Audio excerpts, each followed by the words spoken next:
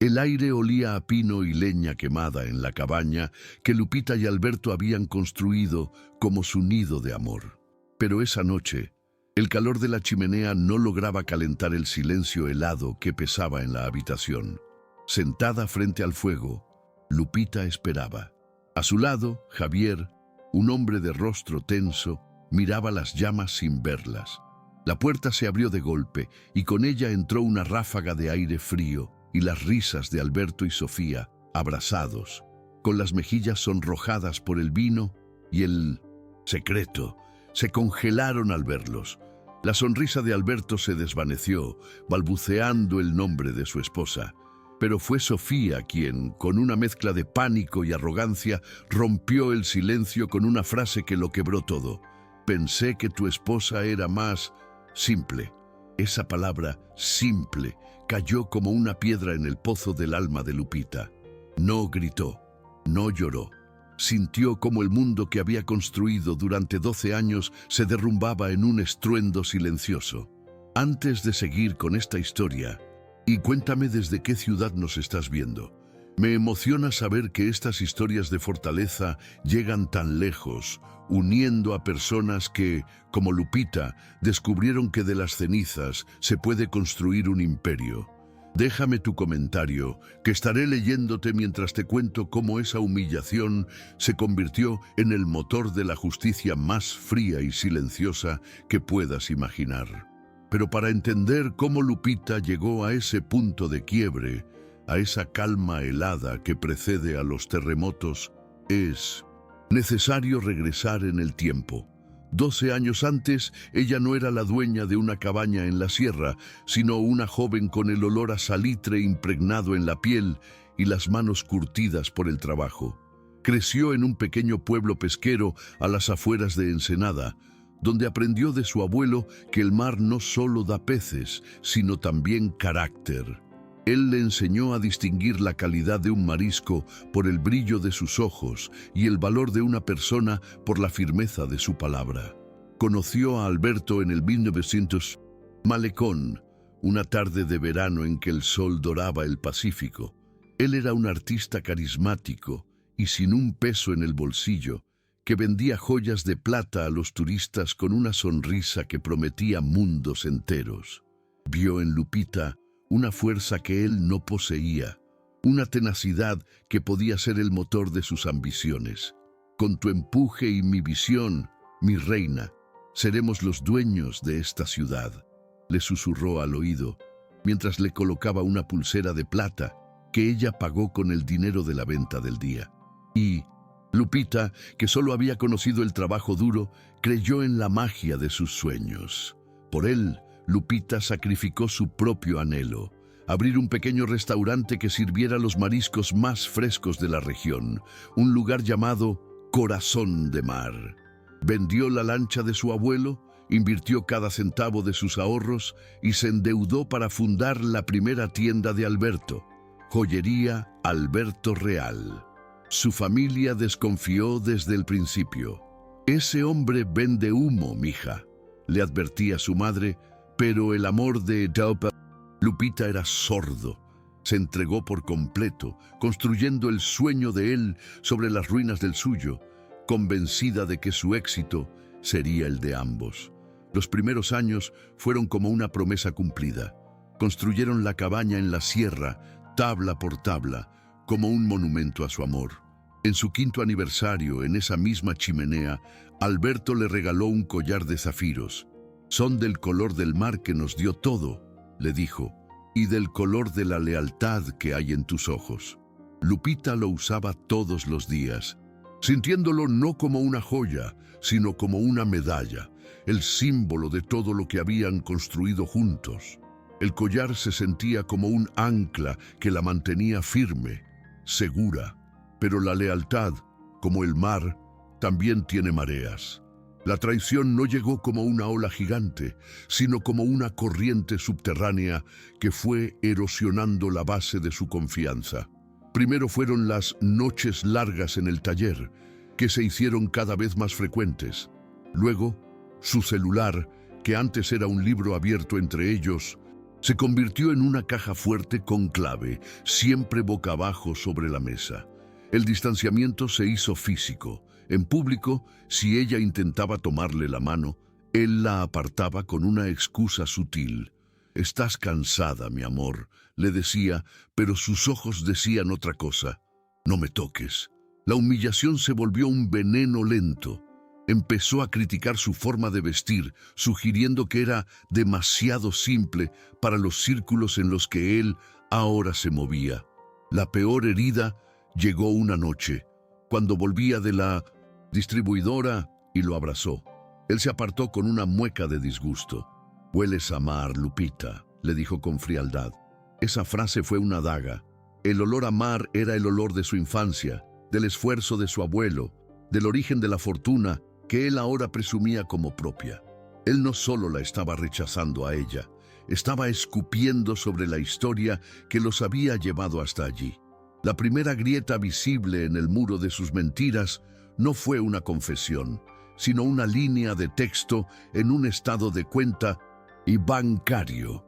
Una cena para dos en Finca Altozano, el restaurante más exclusivo del Valle de Guadalupe, en una fecha en la que Alberto supuestamente había estado en cama con una fiebre que, según él, casi lo mandaba al hospital. Lupita miró el cargo sintiendo no el fuego de la rabia, sino un hielo que le recorrió la espina dorsal. Era una claridad dolorosa, la pieza de un rompecabezas que no sabía que estaba armando. El nombre del restaurante era una burla, un lugar al que ella siempre había querido ir, pero que él siempre posponía con la excusa del trabajo. Ahora entendía que el trabajo tenía nombre y apellido. Cuando lo confrontó, con la calma de quien solo busca confirmar una verdad que ya siente en los huesos, él desplegó su arsenal de manipulación. «Lupita, mi amor, ahora revisas mis gastos. ¿En qué te has convertido?», le dijo con una falsa herida en la voz. Inventó una reunión de negocios con un inversionista de San Diego, un hombre que prefería la discreción. La miró a los ojos y mintió con la misma facilidad con la que respiraba. «¿De verdad crees que te haría algo así? Después de todo lo que hemos construido». Y por un momento la hizo dudar, la hizo sentirse pequeña y desconfiada, una esposa celosa que invadía su privacidad. Ella no dijo nada más, pero guardó esa mentira como se guarda un arma. La amante se materializó semanas después, en una gala benéfica a la que Alberto insistió en que fueran.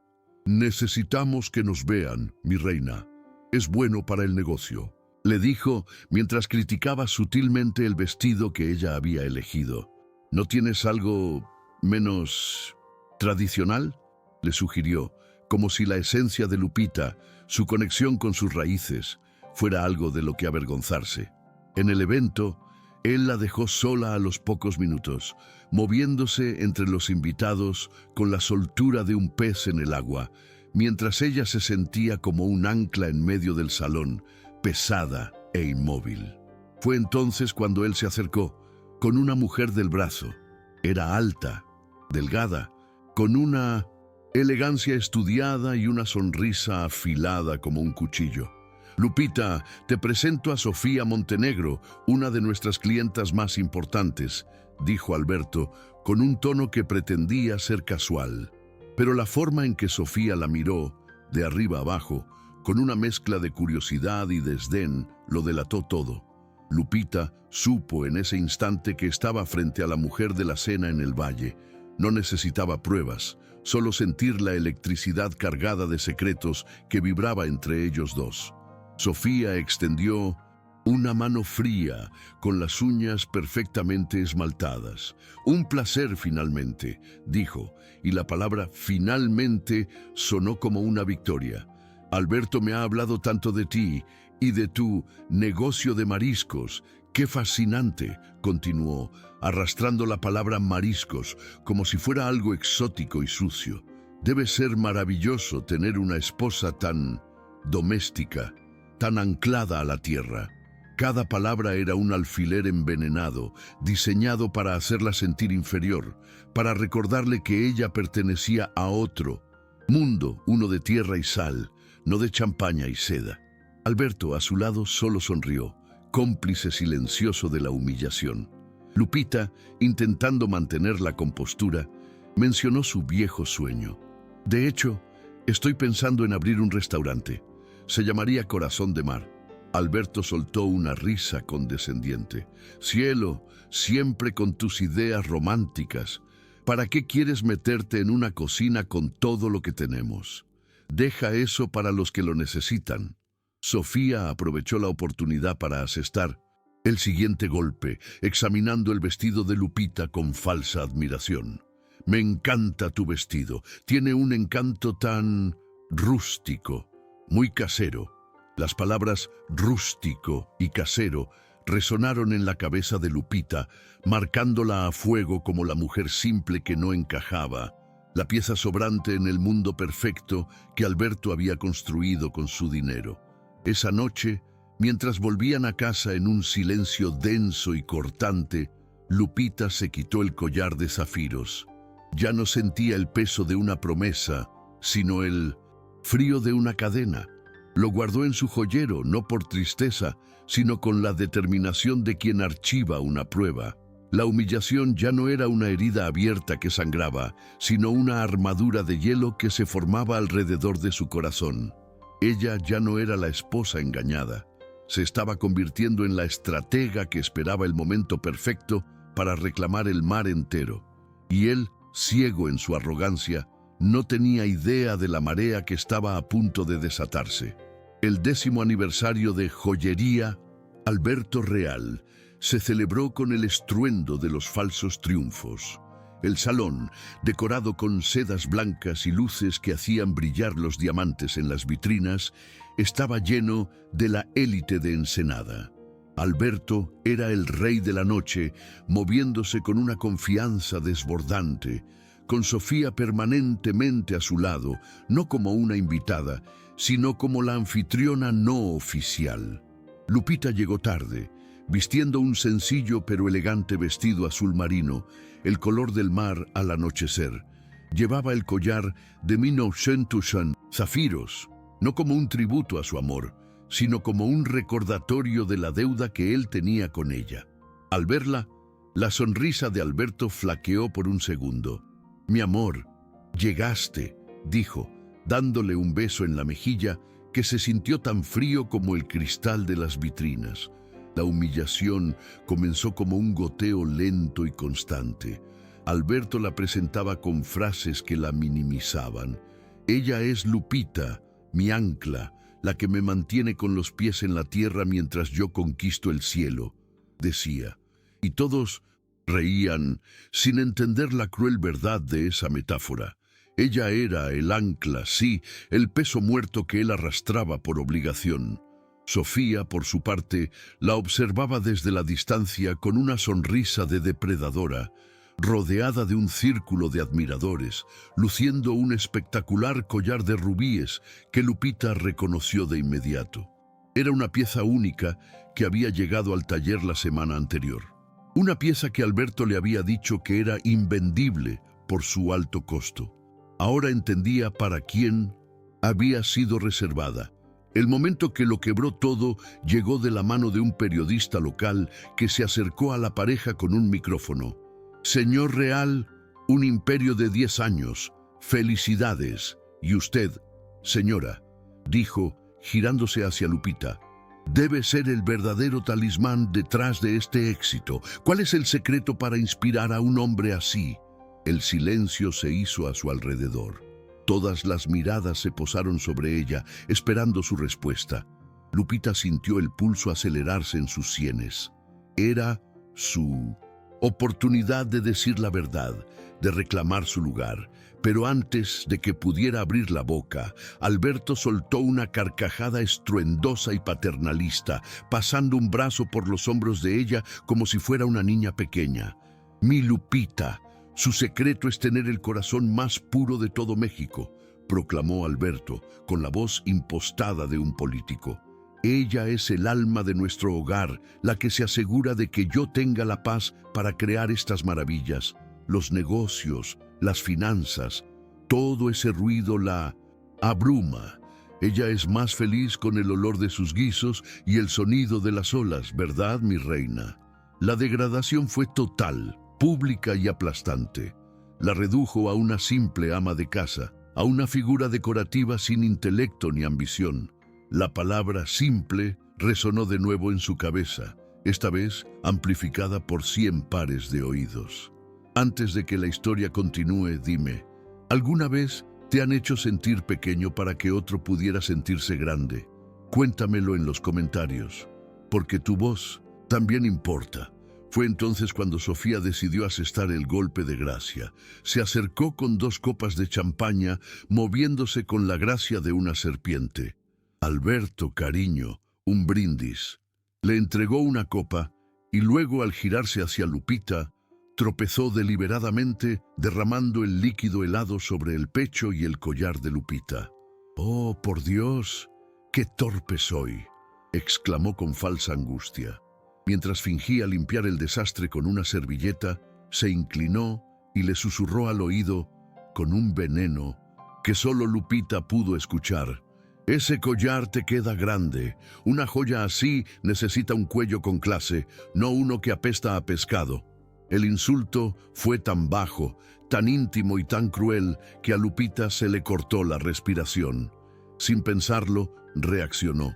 No con un grito, sino con una voz baja y firme, cargada con el peso de 12 años de sacrificios. «Este collar», dijo, tocando los zafiros, «y todo lo que ves en esta tienda se compró con el dinero que saqué del mar que tanto desprecias». Benlés, declaración cayó como una bomba silenciosa. La sonrisa de Sofía se desvaneció, reemplazada por una mueca de furia, y en un movimiento rápido y violento, su mano se estrelló contra la mejilla de Lupita. El sonido de la bofetada resonó en el salón seco y brutal, acallando la música y las conversaciones. El mundo se detuvo. Lupita sintió el ardor en su piel, pero más profundo era el hielo que se extendía por sus venas. Su corazón latía con la fuerza de un martillo contra un yunque. Sus oídos zumbaban. Todos esperaban que Alberto la defendiera, que pusiera a esa mujer en su lugar y protegiera a su esposa. Pero lo que hizo fue la traición final, la ejecución pública de su dignidad. Ignoró a Lupita por completo y corrió hacia Sofía, tomándola suavemente por los brazos. «Sofía, mi vida, ¿estás bien? ¿Te lastimaste la mano?» Luego se giró hacia Lupita, y sus ojos no contenían ni una pizca de compasión, solo un desprecio helado. «¿Pero qué te pasa? ¿Te has vuelto loca? Mira la escena que estás montando en mi noche más importante. Siempre con tu dramatismo, siempre arruinándolo todo. Vete a casa, Lupita, ahora mismo. Ya hablaremos mañana de esta histeria tuya». Histeria. Esa fue la palabra que lo selló todo. No solo la había humillado y permitido que la agredieran, sino que ahora la pintaba como una loca desequilibrada frente a toda la ciudad. El aire se volvió denso, difícil de respirar. Lupita sintió cómo la habitación se encogía. Las caras de los invitados se deformaban en máscaras de juicio y lástima. El público esperaba que se rompiera, que corriera llorando, que confirmara la etiqueta que su esposo le acababa de poner. Pero en ese abismo de dolor, algo dentro de ella se solidificó. El corazón herido dejó de sangrar y se convirtió en una piedra de obsidiana, fría, dura y afilada. El temblor de sus manos cesó. Su respiración se estabilizó. Levantó la barbilla y por primera vez en mucho tiempo lo miró directamente a los ojos. No había dolor en su mirada. No había amor. Solo un vacío aterrador, la calma que precede a un tsunami. Sin decir una palabra, se dio la vuelta y caminó hacia la salida. Cada paso era firme, deliberado. No huía. Se estaba retirando del campo de batalla para preparar la guerra. Y mientras la puerta se cerraba tras ella, Alberto, ciego de arrogancia, sonrió aliviado, sin saber que acababa de firmar su propia sentencia de ruina. El viaje de regreso a casa no fue en el silencio denso y cortante de antes. Fue en un silencio diferente, un silencio de vacío absoluto, como el que precede a la creación del universo. Lupita conducía con las manos firmes sobre el volante, la mirada fija en la carretera que se desenrollaba bajo las luces del coche. No lloró. Las lágrimas se habían congelado en algún lugar entre su corazón y sus ojos, convirtiéndose en fragmentos de hielo afilado. El dolor ya no era una herida abierta, era una armadura que se endurecía con cada kilómetro. Se detuvo en un mirador con vistas a la bahía de 1906. Ensenada, las luces de la ciudad parpadeando como estrellas caídas. Allí, bajo la luna, se quitó el collar de zafiros. No lo arrojó al mar. Lo guardó en la guantera con la frialdad de un forense catalogando una prueba. El ancla se había soltado. Al llegar a la casa que ella había pagado, no fue a la habitación que compartían. Se dirigió directamente al pequeño estudio que Alberto usaba como oficina. Él, en su arrogancia, nunca había pensado en esconder nada de ella, porque la consideraba incapaz de entender el complejo mundo de los negocios. ¡Qué error tan monumental! Con una calma metódica, Lupita comenzó a buscar. No buscaba cartas de amor ni fotos secretas. Buscaba poder. Encontró la carpeta de cuero que decía «Activos familiares». Dentro estaban las escrituras de la casa, de la cabaña en la sierra, los títulos de propiedad de los vehículos, y en cada uno de ellos un solo nombre en la línea del propietario: Guadalupe Morales. Recordó la insistencia de su abuelo años atrás. Lo que es tuyo, mija, que ningún papel diga lo contrario. Esa noche bendijo su memoria. El celular de Alberto, olvidado sobre el escritorio, vibró. Era un mensaje de Sofía. Tuvo su ataque de histeria la pescadora. Te espero en mi cama para celebrar tu libertad. Lupita leyó el mensaje sin que se alterara su pulso. Tomó una fotografía de la pantalla con su propio teléfono y la guardó en una carpeta segura llamada Recibos. Luego abrió el cajón donde Alberto guardaba las chequeras y los estados de cuenta de la joyería. Revisó línea por línea, con la paciencia de quien limpia pescado, separando la carne de las espinas. Descubrió que la joyería Alberto Real no era un imperio, sino un castillo de naipes sostenido por líneas de crédito garantizadas por los activos de Mariscos del Pacífico. Su negocio, su sudor, era el único pilar que evitaba que todo se derrumbara. Su teléfono sonó. Era él. Lupita respiró hondo y contestó, activando la grabadora de voz. La voz de Alberto era una mezcla empalagosa de falsa preocupación y condescendencia. Mi reina, ¿ya estás más tranquila? Sé que te alteraste, pero no puedes reaccionar así en público. Me dejas en una posición muy difícil. Lupita no dijo nada. Solo escuchó, dejando que el silencio lo pusiera nervioso. Lupita, ¿estás ahí? Mira, mañana lo hablamos. Descansa. Te amo. ¿Sabes? La palabra amo salió de su boca tan vacía y artificial como los diamantes falsos. Descansa tú también, Alberto, respondió ella con una voz neutra y colgó.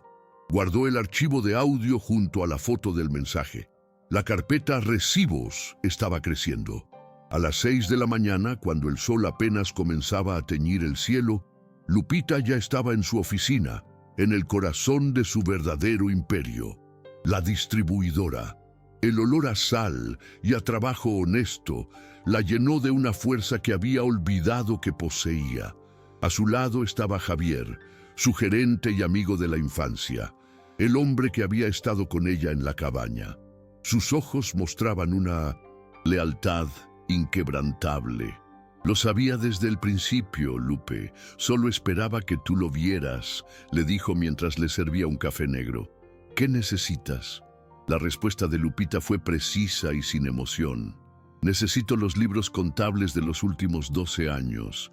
cada factura, cada contrato, cada garantía, y necesito el número del mejor abogado de divorcios de Tijuana, uno que sea un tiburón. Lupita había tomado una decisión. El amor había muerto, pero la justicia estaba a punto de nacer. El dolor se había convertido en un plan de negocios.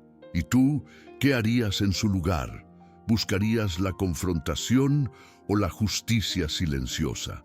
Escribe en los comentarios. Quiero leer cómo la dignidad se defiende en cada rincón del mundo desde donde me estás viendo. Porque historias como la de Lupita nos recuerdan que la mayor fuerza no está en gritar, sino en actuar. Durante los siguientes días, Lupita se movió como una sombra. Para Alberto, ella era la esposa herida que se había refugiado en el trabajo para lamerse las heridas. Él le daba su espacio, aliviado de no tener que lidiar con su drama. No tenía idea de que cada hora de ese espacio era un clavo más en su ataúd financiero. Lupita se reunió con el abogado, un hombre de traje impecable y mirada de acero que sonrió al ver la montaña de pruebas que ella había recopilado. «Señora Morales», dijo, corrigiéndose a sí mismo, «esto no es un caso de divorcio. Es una ejecución corporativa y usted tiene el hacha». Juntos trazaron el mapa de la demolición. Cada documento fue verificado, cada cuenta fue rastreada. Lupita descubrió gastos extravagantes a nombre de Sofía. Viajes, ropa de diseñador, incluso el pago inicial de un departamento en San Diego, todo cargado a las tarjetas de la empresa que ella respaldaba. No sintió celos, sintió una rabia fría, la rabia de una empresaria que ve cómo un mal empleado malversa sus fondos. La mujer que lloraba por un amor perdido había sido reemplazada por una directora ejecutiva que estaba a punto de realizar el recorte de personal más importante de su vida. La venganza no sería un plato que se sirve frío, sería un banquete de consecuencias servido en una bandeja de plata que ella misma había pagado. El día D no llegó con el estruendo de una tormenta, sino con la calma serena del amanecer sobre el Pacífico. Mientras Alberto dormía en el departamento de Sofía, soñando con imperios de diamantes, Lupita firmaba el último papel en el despacho de su abogado. No había odio en su rostro, solo la fría determinación de una capitana que, tras sortear un motín, se dispone a reclamar su barco. A las 9 de la mañana, 3 movimientos sincronizados, ejecutados con la precisión de una operación militar, sellaron el destino de Alberto Real. El primero fue una notificación electrónica al banco principal. Como única propietaria y garante de los activos de Mariscos del Pacífico, Lupita revocaba todas las líneas de crédito que sostenían la joyería. El castillo de naipes, privado de su único pilar, se tambaleó en silencio, esperando el primer soplo de viento para derrumbarse. El segundo movimiento fue un notario de rostro impasible que entró en la joyería Alberto Real a media mañana. Con una cortesía gélida, le entregó al gerente un documento que disolvía cualquier sociedad de hecho y exigía la devolución inmediata de todas las piezas consignadas bajo la garantía de la empresa de Lupita, que resultaban ser más del 80% del inventario. El gerente, pálido, llamó a Alberto, quien desestimó la llamada con un «Estoy ocupado, resuelve tú ese papeleo de mi mujer». El tercer y último movimiento fue el más personal. Otro mensajero entregó en el lujoso edificio de Sofía un sobre para Alberto. Dentro no había una carta de despecho, sino la demanda de divorcio, acompañada de una orden de restricción que le prohibía acercarse a la casa, la cabaña y cualquiera de los negocios de Lupita. Sus maletas de diseñador, pulcramente empacadas, ya esperaban en la acera de las que había sido su casa, como ofrendas a un dios caído. Esa noche, ajenos a la ruina que ya se cernía sobre ellos, Alberto y Sofía llegaron al evento más exclusivo del año, la subasta benéfica anual en el viñedo más prestigioso del Valle de Guadalupe. Él caminaba con la arrogancia de un conquistador y ella se aferraba a su brazo como un trofeo viviente, luciendo un vestido rojo que gritaba victoria. Se sentaron en la mesa principal, riendo, bebiendo el vino más caro, sintiéndose los dueños del mundo. Lupita también estaba allí, no se escondía. Estaba sentada en una mesa con los chefs más importantes de la región, sus clientes más leales, hablando de negocios, de mareas y del futuro. Lucía un vestido blanco, sencillo y luminoso. No buscó su mirada, no necesitaba hacerlo. El mar no necesita mirar a los barcos que está a punto de hundir. El momento culminante de la noche llegó con la subasta de una obra de arte, una escultura de un artista local muy cotizado.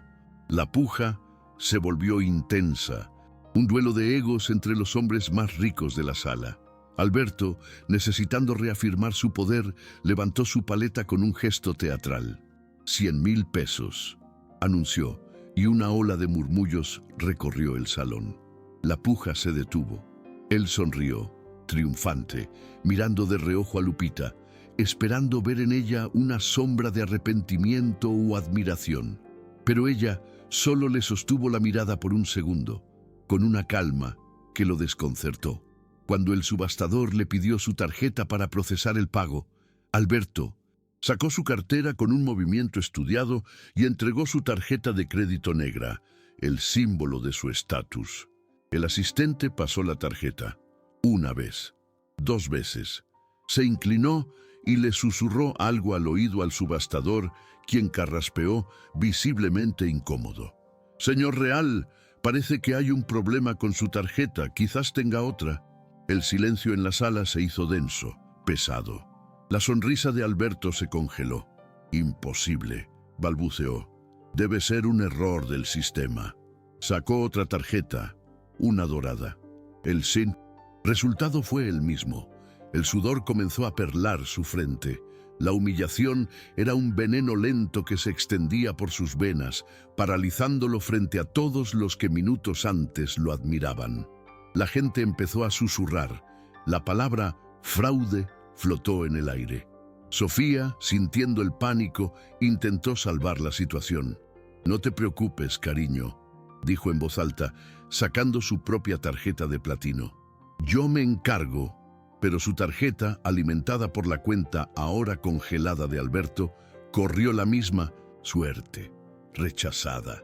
La humillación se había vuelto contagiosa. Fue en ese instante que el teléfono de Alberto comenzó a vibrar sin descanso. Mensajes de su gerente, llamadas de su contador, alertas del banco. Salió al jardín con el rostro descompuesto y escuchó el mensaje de voz de su abogado. La voz era clara y brutal, detallando la revocación de créditos, el embargo del inventario, la demanda de divorcio, la pérdida de la casa. Cada palabra era un martillazo en los cimientos de su mundo de 1910. Mentiras. Al levantar la vista, vio a Lupita a lo lejos, de pie, brindando con sus amigos. Ella levantó su copa ligeramente en su dirección, no con burla, sino con la finalidad de quien cierra un capítulo. Y él lo entendió todo. No era un error del sistema, era una demolición. Sofía lo siguió al jardín, furiosa. «¿Qué demonios pasa, Alberto? Me has hecho pasar la vergüenza de mi vida». Él, roto, se giró hacia ella y toda su rabia y desesperación encontraron un blanco fácil. «¿Yo? Tú tienes la culpa de todo esto. Tú y tu ambición. Me has arruinado». La dejó allí, sola, bajo la luna, una reina destronada en un reino que nunca fue suyo, y huyó hacia la oscuridad sin saber que ya no tenía a dónde ir. Meses después, el aroma a ajo, vino blanco y mariscos frescos llenaba el aire en el malecón de Ensenada. Era el olor del éxito, el perfume de un sueño cumplido. Corazón de mar, con sus paredes blancas y detalles en madera que recordaban a un barco, se había convertido en el corazón gastronómico de la ciudad. Y en el centro de todo estaba Lupita, No la esposa simple, no la víctima humillada, sino la reina del mar.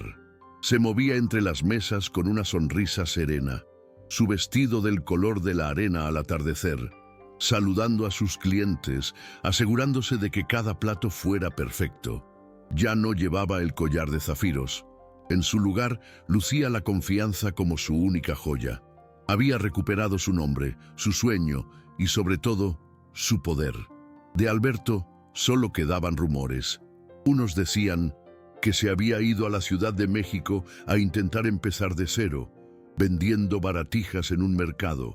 Otros, que vivía de la caridad de amigos que pronto se cansaron de sus lamentos.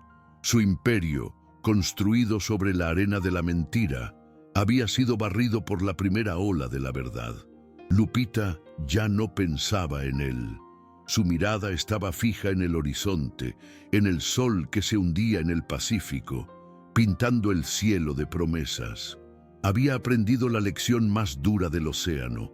A veces, para que algo nuevo pueda nacer, es necesario que la marea se lleve todo lo que ya no sirve, y mientras sentía la brisa salada en su rostro, supo que su historia no era de venganza, sino de justicia. La justicia de reclamar la vida que siempre fue suya. Cuéntame en los comentarios desde qué país nos estás viendo. Me encantará leerte. Y no olvides suscribirte para no perderte más historias como esta.